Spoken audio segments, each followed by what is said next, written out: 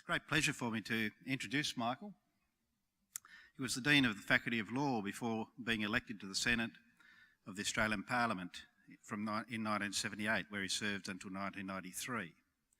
He was the Federal Minister for Justice following his retirement from politics. He was the Ambassador to The Hague and the Holy See from 93 to 96.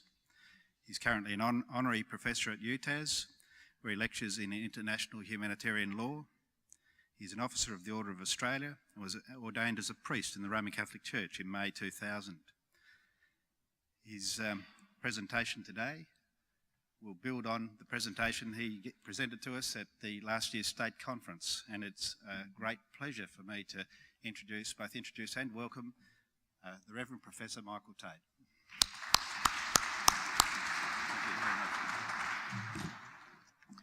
Well, thank you very much for that introduction. It sounded a little bit like a truncated version of the eulogy I'm expecting at my Requiem Mass, but I'm alive and well and very pleased to have the opportunity to address this conference. In early 1996, I was sitting quite comfortably in The Hague in the Netherlands, professionally satisfied. I'd been appearing before the International Court of Justice. I could fly down to the Vatican and carry out duties there. But I had a feeling that it was all a little bit tinselly. I came across a poem by W.H. Auden, the English poet whom many of you may know. And it read something like this. It concerned, he'd been asked to write an elegy, actually, for a young poet who had died at Oxford. Too much drink, too much sex, too much self-indulgence. And the young poet's friends had asked W.H. Auden to write something which would perhaps celebrate his life. They were thinking that Auden would speak about this is how the muse is generated, by this creative living on the edge. But in fact, Auden was very angry. And he wrote a poem, gist of it was this. He didn't deny the mercy of God, but he said, when you appear before the judgment seat of God, God will recite by heart the poems you could have written, and you will cry tears of shame.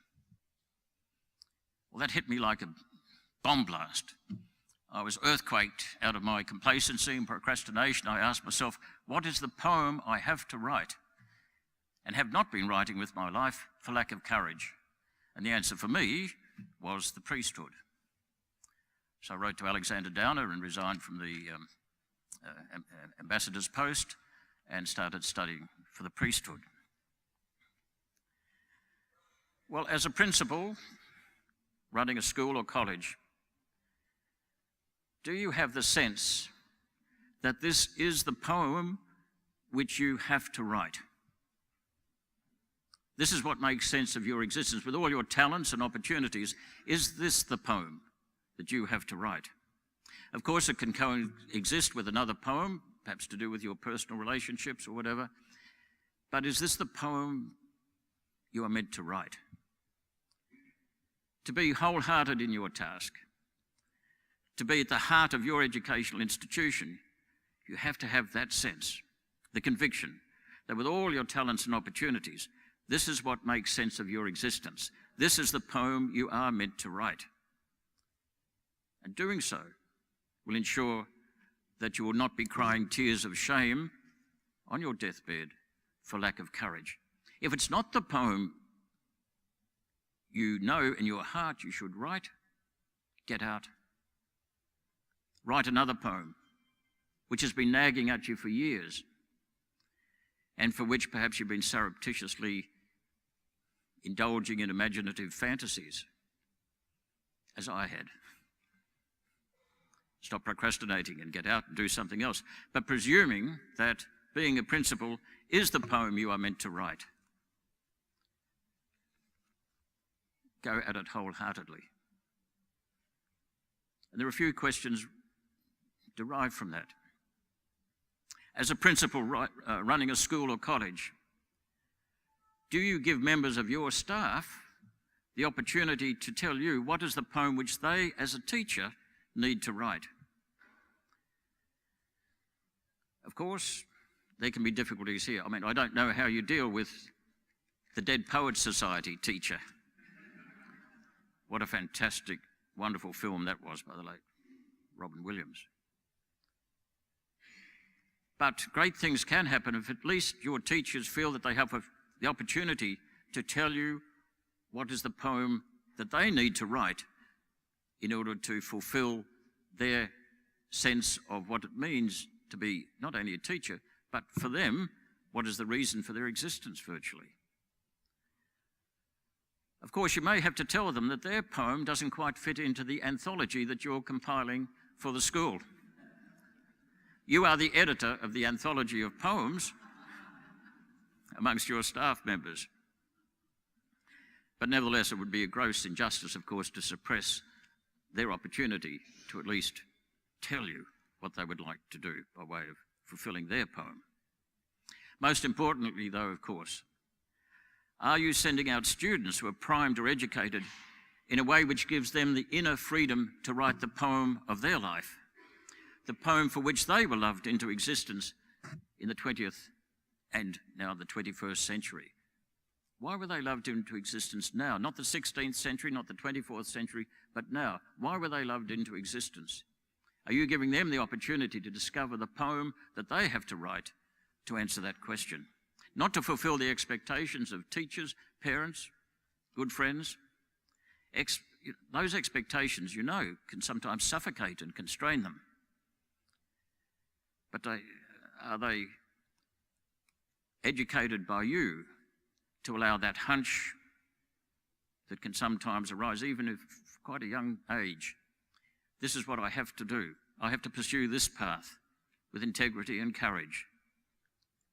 We don't want them ending up on their deathbed lamenting that they didn't fulfill the poem for which they were loved into existence, because you suffocated or suppressed that inner drive to discover it and to follow through. A few other observations. I hate being autobiographical, as I tell my parishioners occasionally. The only thing I feel I can boast about is my humility. However, I do like talking about myself, to be honest. So I am going to mention 2 or 3 points. Sometimes Rob was asking me at the State Cinema over coffee a few weeks back, what do I miss most about politics? I unhesitatingly answer the exercise of power. Power. It may not be the heart of leadership, but it's absolutely a necessary accompaniment to good, effective leadership. You have to enjoy the exercise of power. For me, of course, as a federal minister, exercising that power, helping to shape and mould the nation was fantastic, exhilarating, absolutely fulfilling. I loved it. I revelled in it. And it was the hardest thing to be weaned of when I left politics. So, as a principal, you certainly can't be crippled by always second-guessing yourself. Consulting, yes, I'll come to that, but not by constantly consulting. You have to make decisions, accept the consequences, and sleep soundly at night. Of course, there are parameters set for the exercise of your power, and there's a rhythm and a pattern which more or less imposes itself. After all, this is the school to which you are assigned, not a different location, not a different demography amongst the staff and students. But within those parameters, there are great things you can do. As Minister for Justice, I felt I was doing great things, of course. At least so my press releases told me. Amongst other things, for example, I was in charge of the Australian Federal Police and initiated the idea of putting our federal police in the embassies overseas, at that stage to gather intelligence concerning drug trafficking into Australia. But of course, it's become much broader than that. It's now perhaps largely many jurisdictions, embassies overseas, deals with people trafficking. So within the parameters of your portfolio, your particular school, you can do great things. But the exercise of effective power and authority and leadership within your school community then enables you to quickly adjust and to provide use of the same skills in another area. You may be called to some regional or state or even national responsibility. And it may actually be in that area that you find, on reflection, looking back, that that's where you may have achieved your most enduring legacy. This happened to me. I was unexpectedly, as Minister for Justice, also given the portfolio Minister assisting the Minister for Immigration and Ethnic Affairs. I was in charge of the internal, looking after people once they cross the barrier into Australia. Amongst other things, of course, new citizens take a pledge of allegiance. When I entered on the portfolio, that pledge was to Her Majesty the Queen and her heirs and successors according to law. That didn't ring true for me. So I took advantage of the possibility of being in that portfolio for only a year or so and started to consult on changing the Pledge of Allegiance. I went out and talked to Les Murray, the great Australian poet, for example, who emphasised the need to use the word share, part of our Aboriginal and his perhaps Irish ancestry. Just little hints like that. So coming back from meeting him in a light aircraft from his township in New South Wales, over Sydney Harbour, with these little pieces of yellow paper, which are my trademark, I started to scribble the terms of the current pledge. From this time forward, I pledge my loyalty to Australia and its people, whose democratic beliefs I share, whose rights and liberties I respect, and whose laws I will uphold and obey. These are the words now recited by hundreds of thousands of new citizens of this great country. It's fantastic, but it depended on having the skills built up in the portfolio that was really the core of my responsibilities, and able to transfer those sort of skills into getting this onto the statute books. You will find the same as principal when you get added responsibilities outside your actual school community. Still, the exercise of power, yes, it's fantastic, but of course you have to allow, as I say, others to, within your teaching staff and others, to help in discerning the way ahead. But in the end, you are in charge. Perseverance. Perseverance. When I entered the Senate, I made what was then called a maiden speech. And I indicated that one of the primary motives for getting into politics was because my students at the University of Tasmania were still being, at the time I made the decision to enter politics, conscripted into the Vietnam War. But they could not plead conscientious objection to a particular war. You only got exemption if you were a total pacifist. So, of course, the just war theory, etc., you have a conscientious objection to a particular war. I said I wanted to change that. It took 14 years. 14 years before the Defence Act was eventually changed by Robert Ray, so that if conscription is ever reintroduced into Australia, those who have a selective, as I call it, conscientious moral objection to a particular war will have it recognised. 14 years. And that is perseverance. That's another great skill that you will need as principals to achieve your dream for the school. Finally, I want to talk about, you may be surprised, Pope Francis. Apparently he's been mentioned a couple of times already. And I just want to talk about, I don't know what's been said about him, but I've got two things in mind in relation to your particular theme, Heart of Leadership. One is the power of symbolism. Your first week as principal is the most important week in your tenure of office. Now, presumably, you are principals, but it may be that you go to a new school community, or you can pass this advice on to somebody who's becoming a principal. The first week is the most important. This unknown Argentinian appeared dumbfounded, actually, speechless, on the balcony of St. Peter's, overlooking the piazza. We knew nothing about him. It was then that he told us that his name was Francis of Assisi. That could tell us something about him. But within a week or so, during what we call Holy Week, on Holy Thursday, I'd take my parents to 3 Holy Thursday ceremonies at the Vatican. Old Pope John Paul II he was an elderly, frail man, but he would go along and wash the feet of 12 elderly priests who were up on a big marble bench. This Pope, on his first Holy Thursday, went to a prison and washed the feet of 12 prisoners, 2 of whom were women, 1 of whom was a Muslim. I think the Monsignori were more concerned about him washing the feet of women than the Muslim. What a fantastic breach of papal protocol. But that symbolic action, that street theatre, told us everything about this man. And it wasn't at the behest of some agent dealing with celebrities and saying, this came out of his heart and characterizes now his whole tenure as Pope.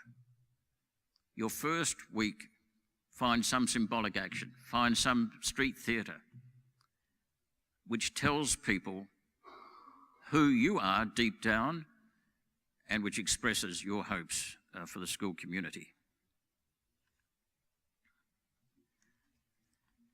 The obverse, of course, is that if you get it dreadfully wrong, it will haunt you for the rest of your term. Secondly, you need a very clear description of the sort of school community you wish to lead. Pope Francis inherited a role which has been going, of course, for 2,000 years. And particularly since the time of Constantine, the last 1,700 years, it has taken on the trappings of the political environment in which it has operated. The Roman Empire, medieval Europe, Reformation, Renaissance Europe, all the trappings of what Pope Francis calls the leprosy of a feudal court. The leprosy of a feudal court. What's his alternative vision? He says, I see the church as a field hospital after battle. It's useless to ask a seriously injured person if he has high cholesterol and about the level of his blood sugars. You have to heal his wounds. Then we can talk about everything else. Heal the wounds. Heal the wounds. I see the church as a field hospital after battle.